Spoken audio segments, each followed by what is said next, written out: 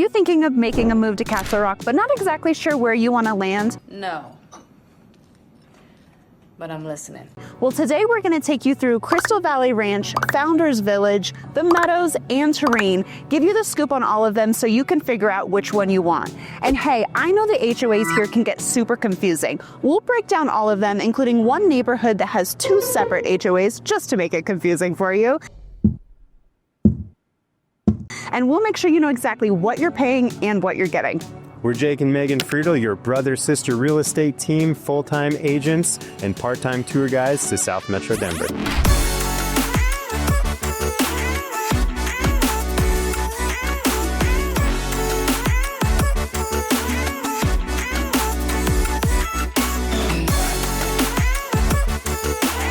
Before we dive into the neighborhoods today, let's talk a little bit about walkability here in Castle Rock. Because I recently had a client tell me that part of the reason she loves living here is just how walkable it is.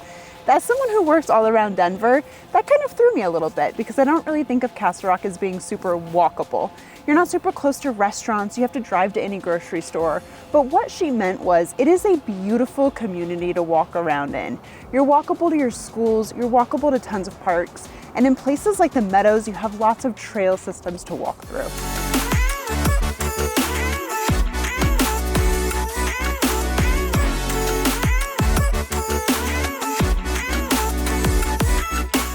Here we are in Crystal Valley Ranch, by far the newest neighborhood of the tours we're doing today. Lots of new construction still happening here. We're all over the place as far as our price point goes, from everything in the 500s all the way up to about 1.5 million. Now, a lot of our clients have decided to pass on this neighborhood because it's just simply too far from everything. While it's only a 10 to 15 minute drive to downtown Castle Rock, it's on the far south side of Castle Rock, which puts you very far away from Denver and the rest of town. Here we are at the Pinnacle Rec Center that serves Crystal Valley Ranch. It's nothing huge or too special, but you've got a nice year-round fitness facility and a really great pool accessible just in the summers. This is another HOA protected community. The fee is $85 a month, which gets you access to the Pinnacle Recreation Center we showed you, and it makes sure that they monitor the aesthetics of your home.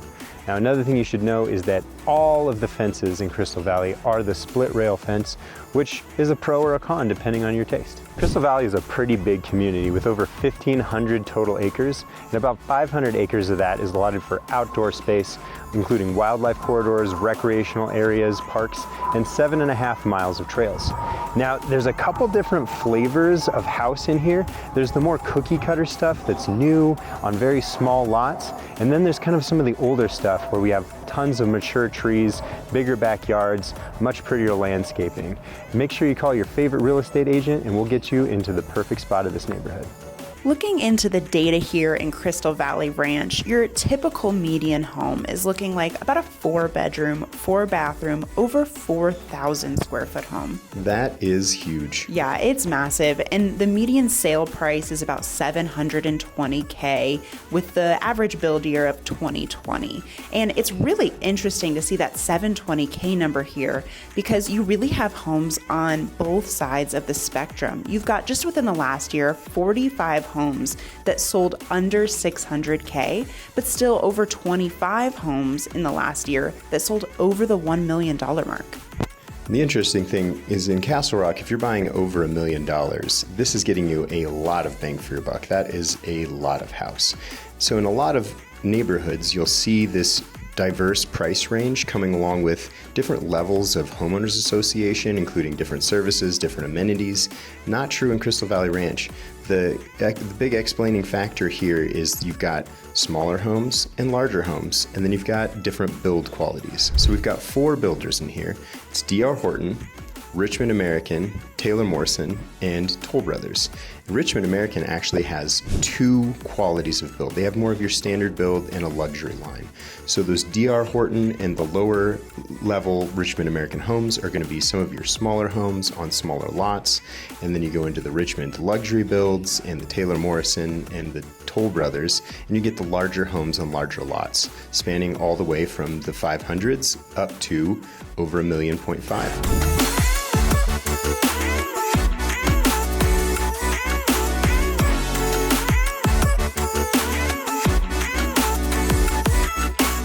We're here in Founders Village. It's a super cute neighborhood inside of Castle Rock that I love.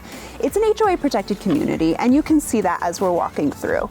Along with that comes a clubhouse with an outdoor pool and some activities that it hosts.